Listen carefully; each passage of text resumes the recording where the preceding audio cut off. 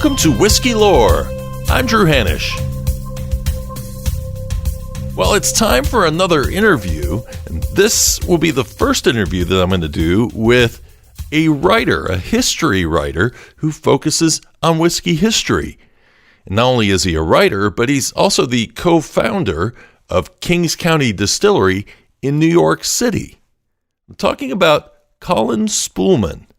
And Colin has a very interesting history in the way that he got from where he was born, which is a place that's known for whiskey and moonshine, all the way up to New York City, which is a place we don't typically think of as the home of whiskey.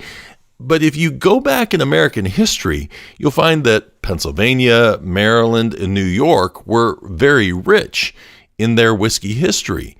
And we learned some of that in the first couple of episodes of season 4 with the Whiskey Rebellion. Well, New York not only had a whiskey history, it had a moonshining culture.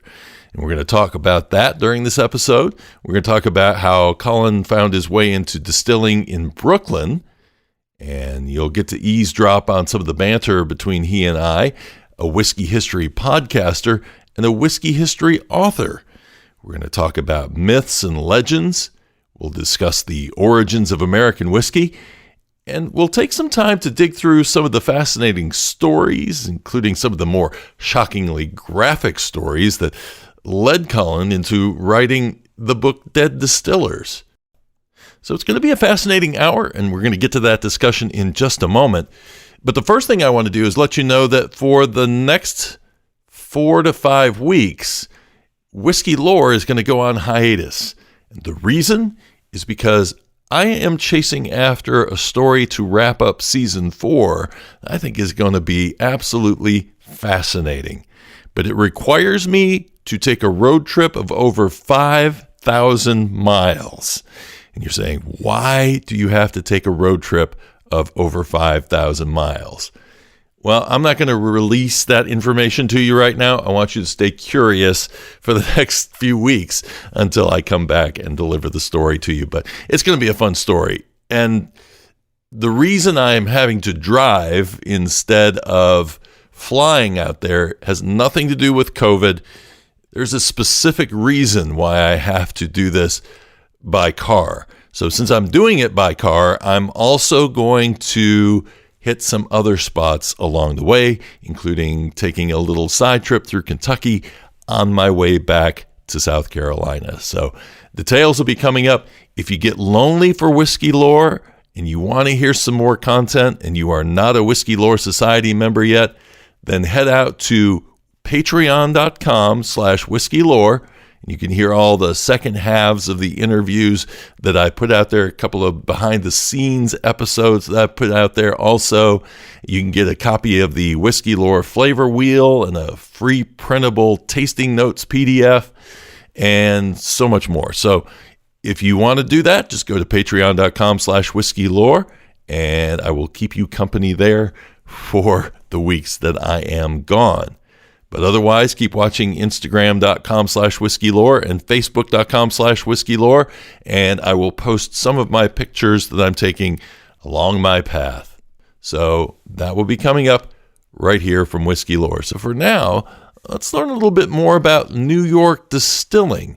Not only its history, but what's going on now with Kings County Distillery, and also find out a little bit more about that book, Dead Distillers.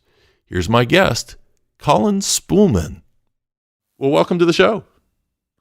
Thanks, Drew.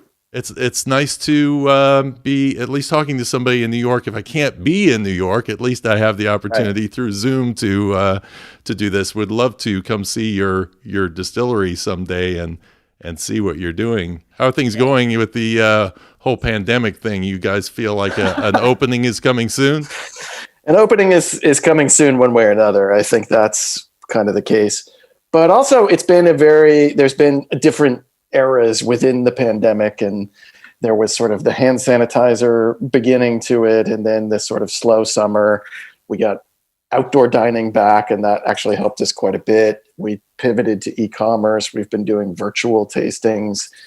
But the good news right now is that people seem to be drinking the media story has always been that people are drinking a lot more during the pandemic. Mm-hmm. I think in the early days, people were stocking up on Tito's and, the handles of whatever they could find. But buying habits now appear to have shifted more to the higher end whiskeys, the kinds of things that you might kind of have an experience tasting at home.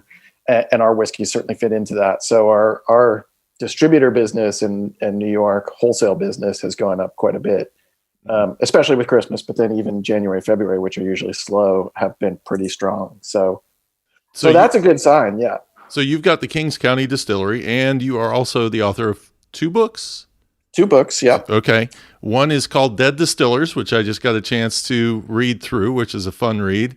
And we'll talk about some of the stuff in that. But I wanted to start with your other one, which is the Guide to Urban Moonshining, because I think it kind of leads into giving us a little background on who you are and how you ended up in New York, because you actually come from a very moonshine / almost bourbon area, an area that a lot of people associate with bourbon, but you're actually in an area that was much more known for moonshine. So how did you get to Brooklyn, and where did you come from? So I grew up in Harlan County, Kentucky, which is pretty close to the Cumberland Gap, where Kentucky, Tennessee, Virginia come together. And my father was a Presbyterian minister. It was a dry county. Alcohol was certainly not a big part of my family life or anybody's family life, really, until I got to be about 14. And then we would go to the bootlegger. And the bootlegger was somebody who would travel to Virginia or Richmond, Kentucky, and buy commercial alcohol and then bring it back to high school kids and resell it. So my experience with alcohol was very different. Then I moved to New York, and everybody just kind of puts bourbon on me because I'm from Kentucky, and I would have to explain that I'm from, the coal mining Appalachian moonshine part of the state. And then the conversation would switch over to moonshine. And that's what really people were kind of most intrigued by back in 2007, 8, 9, when this was all going down.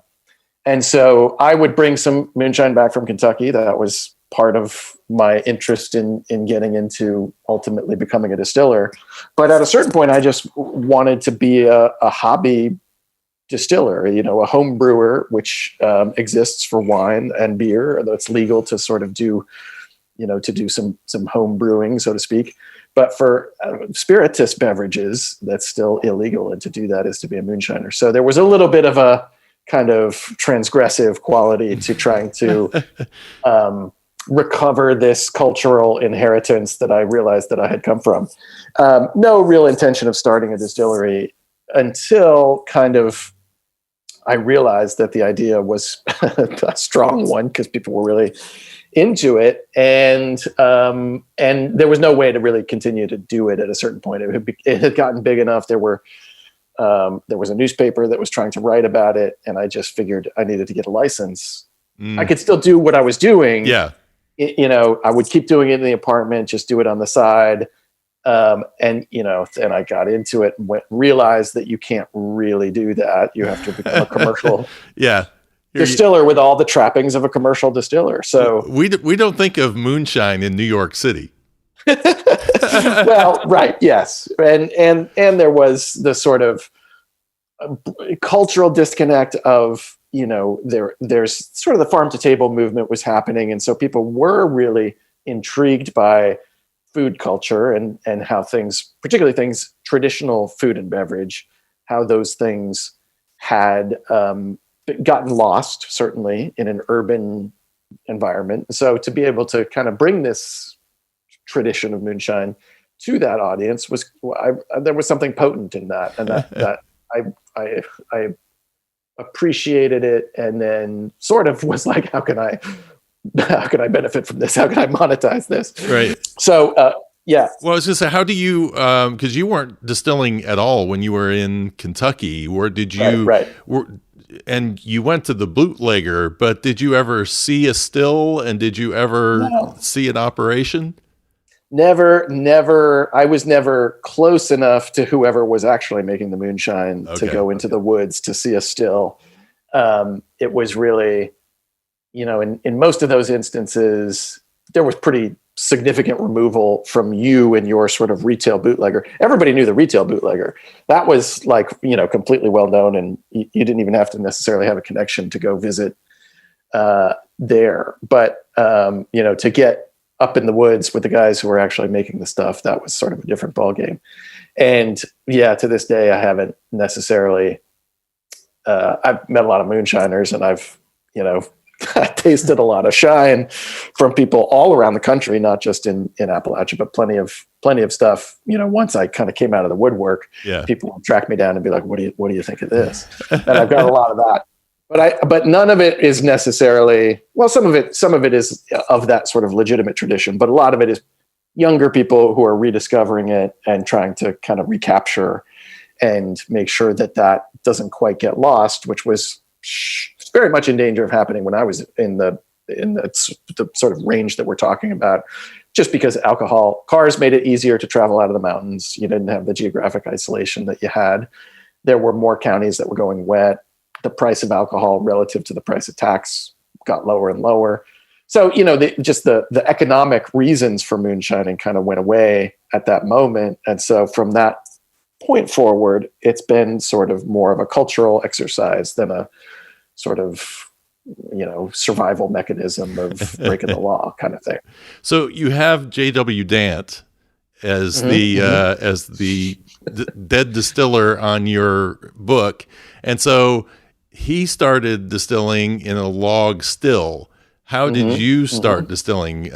Because I'm sure you had to be a little bit creative or go out of the way to figure out either how to build your own still or find a still.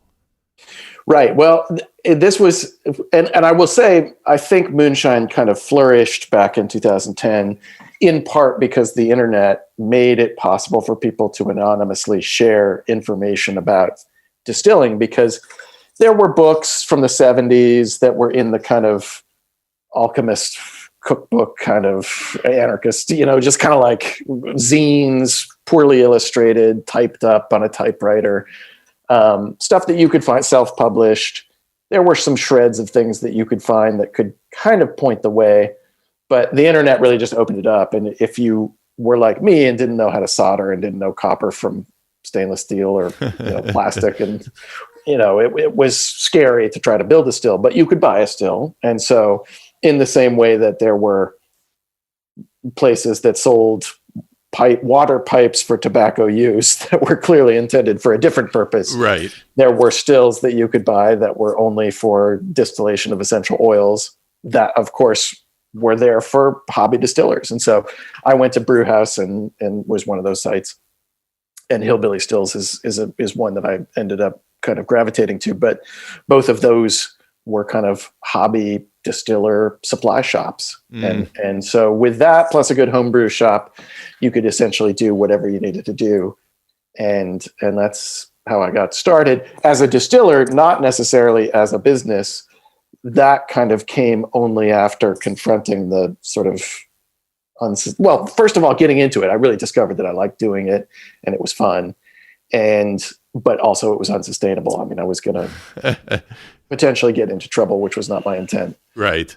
So New York, we just covered Tennessee over the last year and how really their whole industry has blown up between 2010 when finally it became legal in more counties than just 3 to be able to make whiskey. So what was that process like for you? Was the law already being enacted? Because New York did they have any distilleries in New York at that time in 2010? Well, or there were distilleries going back to the 90s in New York, and those were distilleries that were associated with wineries. Okay. So there was kind of a European tradition of having, making grappa and eau de vie at your winery, and there was an infrastructure for that. But there was no infrastructure for whiskey, and to get a micro distiller's license or whatever was on the books from probably back from Prohibition, it was some $34,000 for a 3-year commitment. And as a startup distiller, that's basically prohibitive. And as it turns out, there were no real distillers in New York State, and none that were making whiskey. But there was a gentleman who was trying to get a whiskey distillery off the ground, and he kind of raised some money, and he got the kind of Farm Bureau behind him. And once the Farm Bureau got a hold of it, they realized there was legislative potential in changing that rule. And so by the time the law passed, he kind of ran out of money, moved to Texas. It was, he never got to build his distillery, but there were people all around that said, oh, what a wonderful idea. We have craft beer in New York. We have many wineries in New York. Why not distilleries? So then in 2009, there was a little subclass of that license, the farm distiller license. And that's what we became the first in New York City to hold. And that is a just reduction in fees, and you can have a sort of tasting room and kind of a customer facing side of the business. Does it seem strange to be under a farm license when you're in the middle of urban Brooklyn? Well, we use a lot of farm products, and so it really is a way to connect agriculture to tourism. That was the idea behind the law, was to create some synergies between agriculture and tourism. And that made sense upstate, but that also makes sense in New York City, where you have farmers markets and you have plenty of opportunities for exchange between the agricultural side of food and beverage and the consumption side of food and beverage, which is happening, of course. So in 2010, we became the first licensed farm distiller, maybe, I don't know, first in the state, but certainly the first in the city. And then opened with a moonshine. So our first whiskey that we made was a white whiskey. I can show you, but you can sort of narrate what this is. It's a mason jar. Is that the original? Yes. I mean, you can't have moonshine without it being in a mason jar. Right. I was always in that path. And my business partner was kind of like, maybe dial it down a little bit. So settled on the flasks, and the flasks were sort of well known for today. That's with just a very simple strip label on it. But the idea was always to we weren't a big business. We didn't want to pretend we were a big business. Didn't want to whip up a brand out of thin air and kind of lean into that. It was really more, we're starting as a distillery and not a brand. So that there's a lot of businesses that start as a brand and then the distillery comes later. We started as a distillery, and that was the brand. And a lot of our experiments and different kinds of whiskeys have come out of being practitioners, or being in the business of every day walking into the shop and trying to figure out, what whiskey are we going to make today, and how is it going to be different, and how is it going to be interesting, and certainly in the case of being a New York distiller, what are we going to do that's different from Kentucky bourbon? How are we going to carve our audience that is probably very different from the one that's in Kentucky or Tennessee, or even the Pacific Northwest or Texas, which are already sort of developing sub-regions within American whiskey.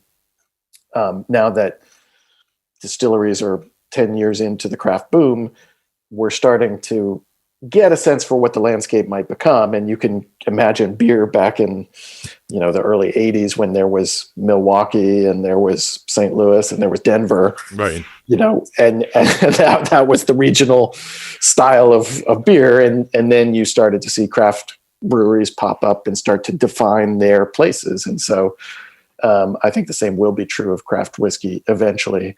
How much of the history of New York distilling did you know when you started this project? Well, on one hand, I knew nothing, so little to realize, to even, I didn't know that there were no distilleries in New York City. I figured there were, just as there were breweries and wineries, that there would also be distilleries. Realized that there weren't, realized that there hadn't been since Prohibition. Then realized that New York actually had a very rich history of distilling before the Civil War that had more or less been forgotten. And first it was when we were still New Amsterdam back in 1640 on Staten Island. It was kind of part of that colonial economy. Then distilling shifted to rum in the British colonial period, but then after the Revolutionary War, really swung back to whiskey. And it was that distilleries tended to be in the cities, and the farmers would come into town with a load of grain. They'd drop it off at the distillery. They'd buy some supplies. They'd pick up the slop from the distillery in the back of their carts, and then they'd head back to Long Island or upstate New York or wherever they went to. And so in that era, Philadelphia, New York, Boston, that's where all the factories were, and distilleries were factories. Now, there was also the Whiskey Rebellion and the sort of frontier farmers, but that was happening at a much smaller scale, even though history has remembered the Whiskey Rebellion. Right. Farmers that participated in it. Alexander Hamilton passed the whiskey tax, thinking of those urban distilleries that were doing, barrels and barrels of whiskey every day, even bigger scale than we are now. Yeah. Back, before electricity and running water. Well, that was the thing I found interesting in researching the Whiskey Rebellion, is that Hamilton was more for industrialization. And part of the reason why he was somewhat penalizing those on the frontier is because he didn't really want the small farmer distilleries to be the ones that were successful.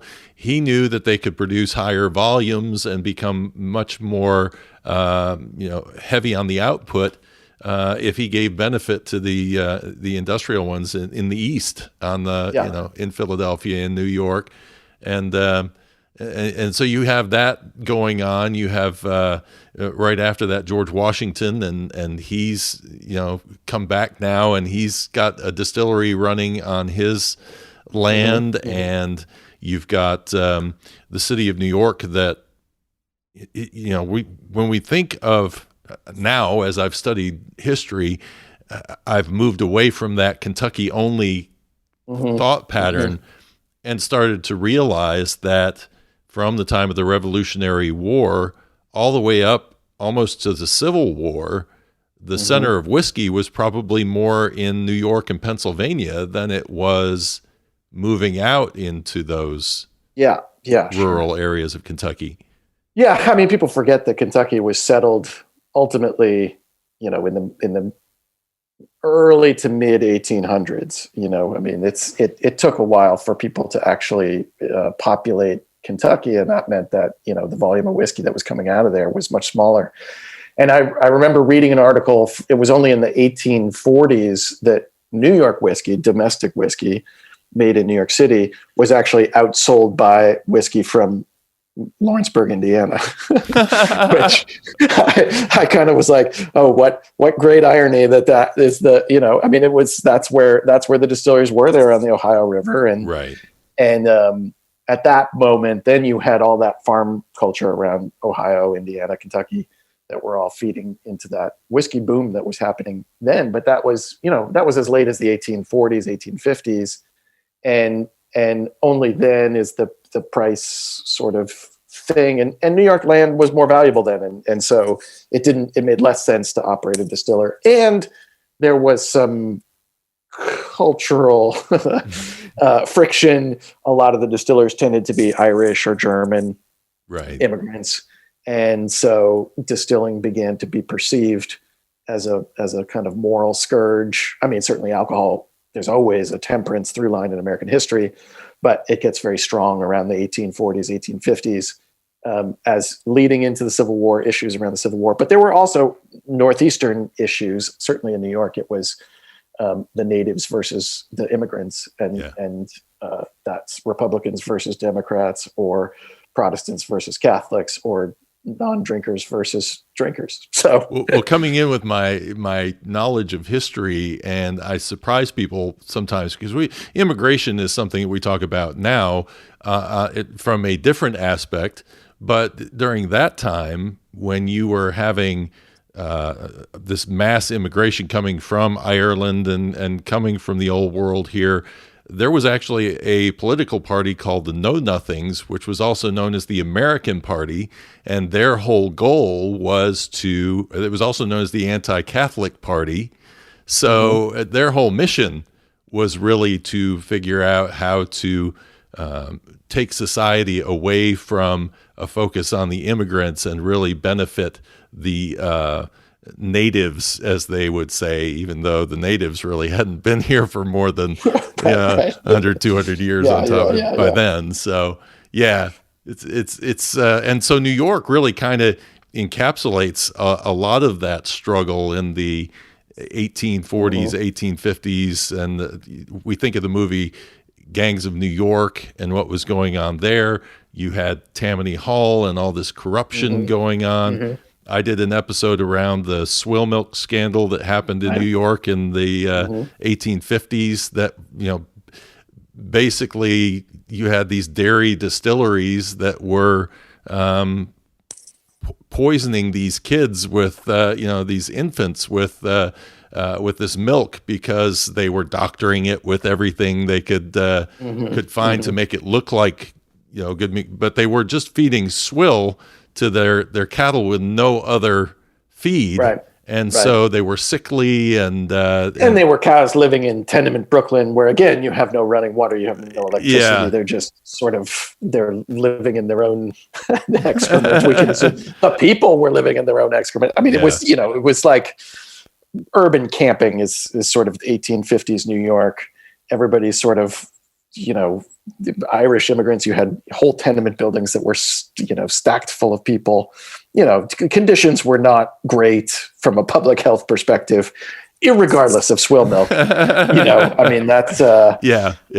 But swill milk, it was an opportunity to sort of flog the temperance movement, which was again kind of slavery and temperance were the two sort of major progressive movements of the 1800s, or abolition and temperance. Yeah. So when the Civil War broke out in New York, Abraham Lincoln passed this excise tax on tobacco, playing cards, feathers, pianos, anything that you would find in a fun place, right? And alcohol, and that really set the stage for the confrontation that would become the whiskey wars of Brooklyn, and that really kind of killed distilling in New York, as far as I can tell, because when the Civil War ended, they would go in and start raiding and breaking up the distilleries, and really created a kind of anti-distiller sentiment that pushed people kind of into the countryside and away from that sort of people on top of each other, possibility of explosion, public health. It just like there was just better to get away from it. Yeah. And so you mentioned a place called Dickinson's Alley, which was a place that at the end of that 3 years or so of riots that were going on in New York or in Brooklyn, that area, there was actually a gunfight in the street, which ended up taking out a 25-year-old gauger. When we say gauger, he was working for the government, going out and collecting for the tax. And that was probably part of what ended up giving these moonshiners a bad reputation. My first question is, are you near that area? Does that area still exist? Yes. That is about 50 feet from the distillery. Is it really? Okay. Yeah. No, I mean, it is a great location and not even one that we had any idea about until we went and started doing the research. And of course, we're in a very old part of Brooklyn, right on the waterfront, right near the Brooklyn Bridge, and in the Brooklyn Navy Yard. And the Navy Yard was shipbuilding for the U.S. Navy and a big, employer in Brooklyn throughout the 1800s. So just the sheer coincidence of being in the Brooklyn Navy Yard, but then also being on this site of somewhat historic importance, certainly of historic importance to the story of American whiskey and whiskey in New York City, has been a great opportunity for us. And as a distiller that has no history beyond the 10 years that we've been around, to be able to tie into some of this broader history is a great opportunity. And we're not, Woodford Reserve at the Oscar Pepper distillery that was around in the 1800s, right? But to be on a site that really was a historical distilling neighborhood, that was a heavily Irish neighborhood, that became a heavily Italian neighborhood. And then of course, Al Capone was born just 50 feet the other direction. Wow. And grew up kind of on the mean streets of that kind of rough neighborhood. It was kind of the red light district of Brooklyn for a long time. And Al Capone kind of may have learned the kind of relationship to the federal government and alcohol and the opportunities in the sin business from having grown up in that particular part of Brooklyn. And then in 1920, when he became adult, he moved to Chicago and kind of took all that knowledge and ran it at a national scale as opposed to a neighborhood scale. But, you know, the continuity of Irish moonshiners to the sort of Italian kind of gangster culture that was developing, prohibition, organized crime, all of that really does have a geographical connection to where we are now. And so to be able to kind of take the modern history of distilling, or the contemporary history of distilling, which is craft distilling, and then lay that over the top, is just, it's fascinating. And it's a great opportunity to tell that story, which has not often been told. You know. Well, again, we don't associate moonshining with New York City or Brooklyn, but yet if we start pulling out some of these stories and looking at them and looking at Al Capone, do you think that moonshining was still going on? Because in the book, you kind of mentioned that after that firefight in 1871, that the moonshiners kind of got out in the boats and left. Some of them evacuated the area. But did the area still kind of hold on to that moonshining tradition all the way through to when Capone was there? Yes, but by that point, he had, well, let's say the generation of Irish immigrants was still around, but they were old timers. You know, they were there to tell the stories of the good old days, but you had a lot more mobility. You had automobiles you could go pick up in New Jersey, and then you start to get that Prohibition era of people owning a distillery in Kentucky from which they siphon off to distribution points in Atlantic City. And, the whole system became much more organized. It was not necessarily the Irish guys in the basement with a little pot still. It was, column stills that were hidden in warehouses and really elaborate operations that were, built in every, there's a picture in Dead Distillers where you have the still at Buffalo Trace from, 1920 or whatever it is. And then you have an illegal still from 1920 and they look virtually the same. They're both, 48-inch column stills. Yeah. So it's the scale of the illegal distillation was just as big as the legal distillation, but, and Prohibition, we think of something that happened all at once, but it in various places would go dark. And so there was this feeling that you had plenty of time to prepare for actual Prohibition. Yeah. I as I understand it, there was almost a feeling that that the distillers were going to be given some time to prepare for this, even up to World War I. But once the war Prohibition went in place, they just said, why don't we just go ahead and move into this? And a lot of distillers got stuck with a lot of whiskey. But then there were other states like Tennessee that had gone into Prohibition as early as 1910. So was it earlier in New York, or did Prohibition hit? Prohibition hit in 1920, in January 1920, I guess it was.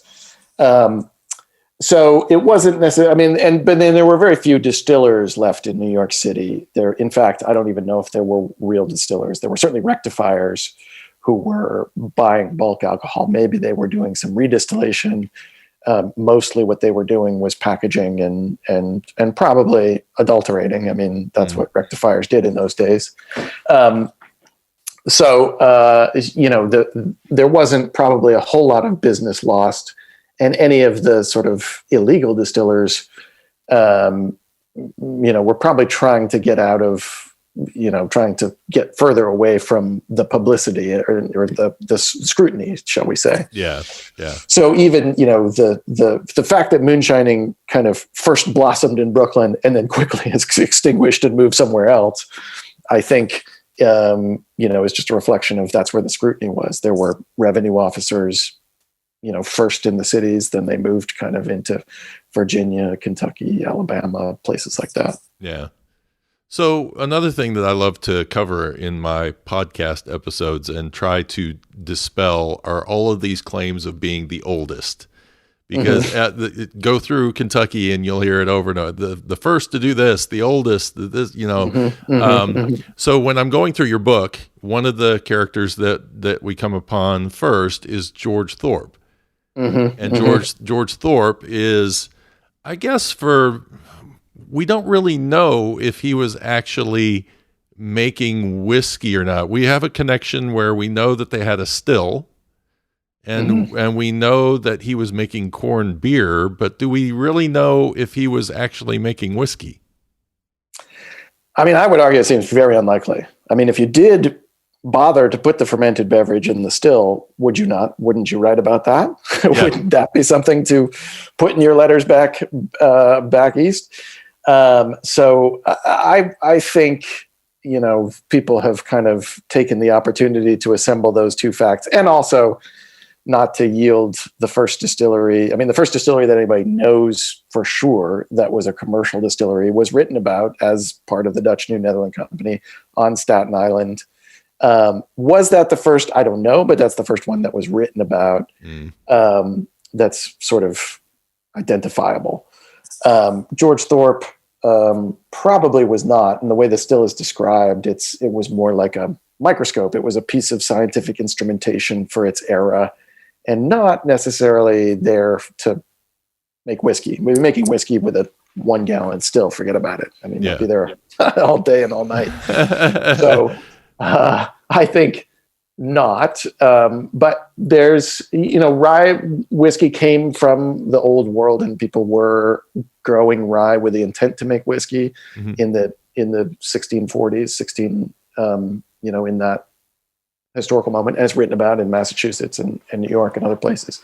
But I don't know that you can say corn whiskey, predated rye whiskey or originated with George Thorpe or anything like that. I think the corn even grew well in Massachusetts, and people were kind of, they're growing their rye, looking at how well the Indian corn was doing, and they were saying, well, maybe we should grow that stuff, right? Because this is low yield off the still, and not the birds eat it. So maybe we should just take our cues from what people are growing here before we got here. And so I think bourbon developed.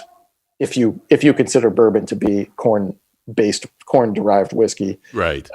It certainly came about contemporaneous with rye whiskey in the U.S. But it was probably more moonshine than it would because because you wouldn't. And we think of bourbon now, if we follow the rules of what bourbon is, we have no idea when they started putting it into charred oak barrels, and we have no idea about.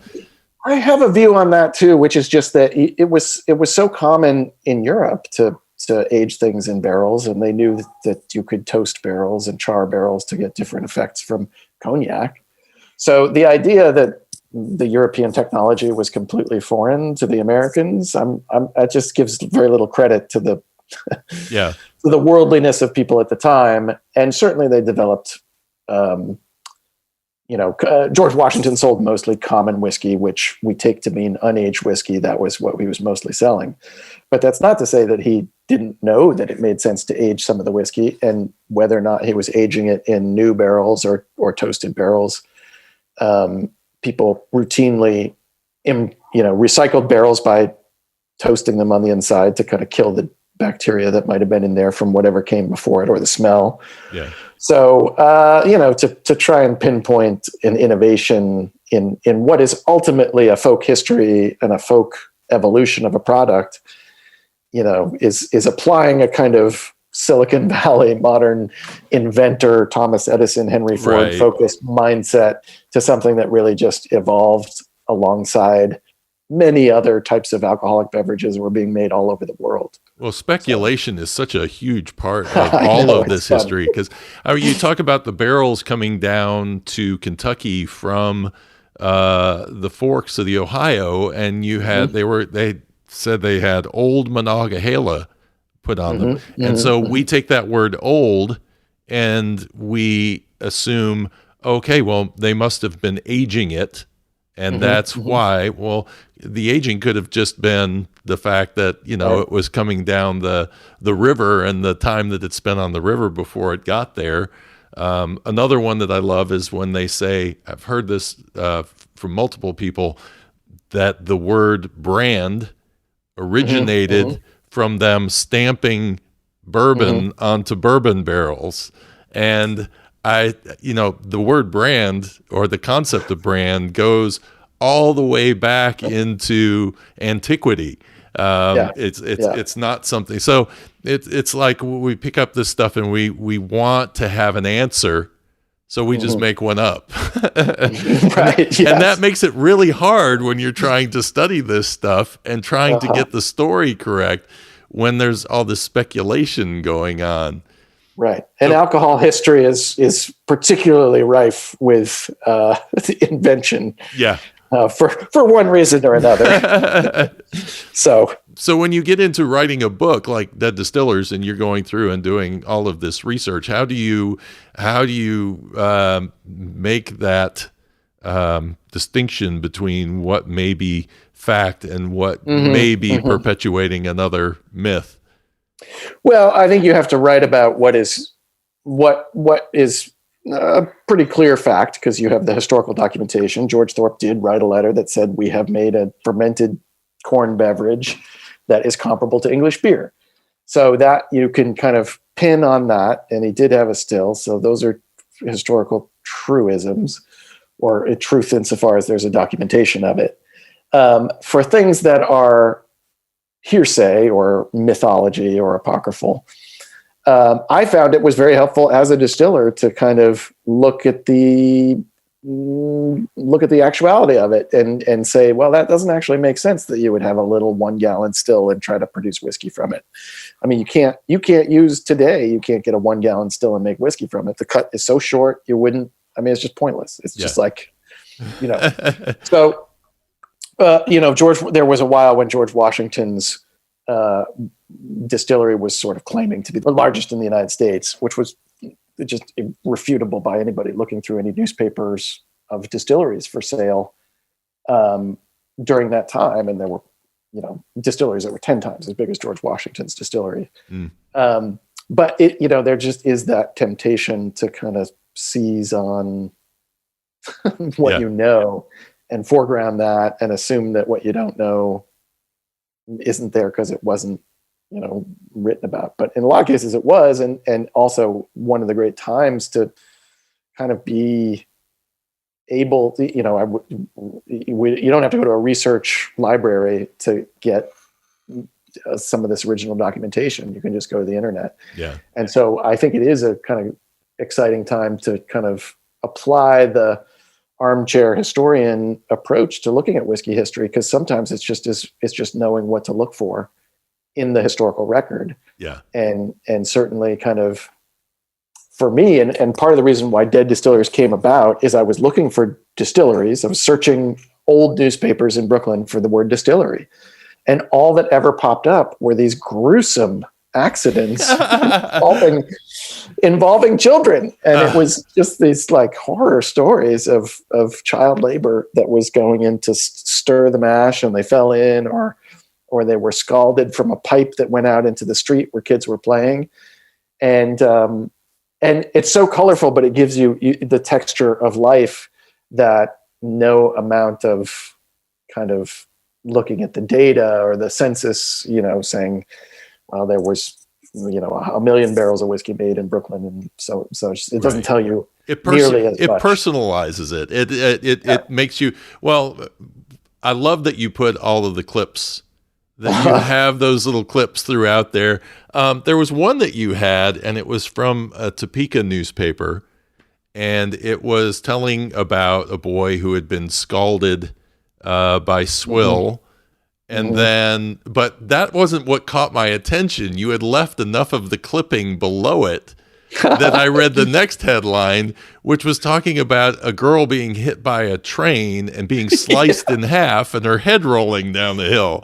And I'm like, you know, we think nowadays if you want to go watch a horror movie or you want to if that kind of macabre kind of thing is in your wheelhouse, that you can find that stuff where you want to. But in the 19th century, you know, that you think about writers like Edgar Allan Poe who gravitated towards that kind of writing, and then you read this kind of stuff in just your regular news are in graphic detail that feels a bit like sensationalism. You get a whole different kind of a feel for that era by reading those. Right. And I think the Poe's popularity and the growth of the rural cemetery movement and a focus on sort of death as this transformative kind of experience, the closer you are to death, the more you're living life in this kind of American Gothic sensibility, which really did define 1820 up through the Civil War.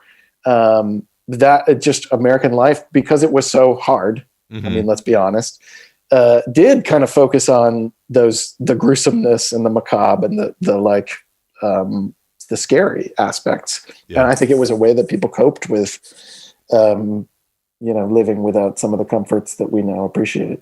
Well, I think too, if you go back and you read a lot of those newspapers, there are so many stories of infant deaths. So many, I mean, people would have 10, 12, 15 children, and whenever you talked about them from a historical standpoint, you would say how many survived infancy, because that was a real issue back then. That life was hard, medical care wasn't right around the corner, and we didn't know about germs and those types of things that could cause death in early childhood. So death was a regular part of life back then. So I guess that makes sense when you're reading these, but it is a little. I've done my own research in going to Scotland, and I went to Glenturret and learned about this woman named Grace Gow. They discovered she fell into a fermenter, and of course she did not survive that because the CO2 probably took her out. But that those things, I mean, that's just. Who is it? Donald Johnston of Lefroy, one of the brothers that started Lefroy. He fell into a pot of pot ale, or into scalding pot ale, and that killed him. So, a lot of the stuff I was seeing in there was about boilers exploding. So that seemed to be a big issue. Yeah, I mean, just the technology was. Less understood, safety was, as safe as you wanted to be. Yeah. And distilleries were factories. I mean, they were heavy machinery, a lot of steam and fire, and all of that was happening kind of in the same place, and dust too, corn dust. So from lightning and rickhouse fires and corn dust explosions, boiler explosions, and of course, never forget the flammability of the distillate itself. It was a very dangerous place. Distilleries are still very dangerous places to work, but we have a lot of, OSHA and various forms of building codes that are written in place to protect everybody. Yeah. Were there any of those that you ran across that either you went, oh, I can't put that in there, or that you're like, man, this is the worst? No. I mean, if it was real bad, I tried to put it in, but they are. but I also thought that it was those that got included. I mean, there were some that were just kind of like gratuitous and not necessarily saying anything about distilling history, which I felt was kind of important to have. So there's one story of this traveling salesperson who just, got fed up and committed suicide and had a like sign on his chest as he was, traveling the night train from Chicago to Louisville. I think anybody who's kind of been in the business of peddling whiskey around the country, there is that feeling of just kind of like, just overwhelming, like, I can't believe I have to go flog this again, and the anonymity of it. So I picked the stories that I felt resonated with me and things that I had, picked up on one way or another from my experience, both as a distiller, but being a distiller is also being a salesperson. And later in the book, you start to get into some of those outsized personalities that really define the modern era of distilling history. And that's Jack Daniel, obviously, but the Samuels family at Maker's Mark, I think, belongs in that category of people who are George Remus on the sort of on the more illicit side of things. I mean, these are Remus was the kind of character who could go into a courtroom after having shot his wife in plain daylight in the middle of the main public park in Cincinnati and tell a jury it was Prohibition that made me do it. I had no choice. And the jury goes away for 2 hours and they come back and they say, this is our Christmas gift to you. You're free. and somehow Lem Motlow of Jack Daniel decides to get into business with George Remus of all things.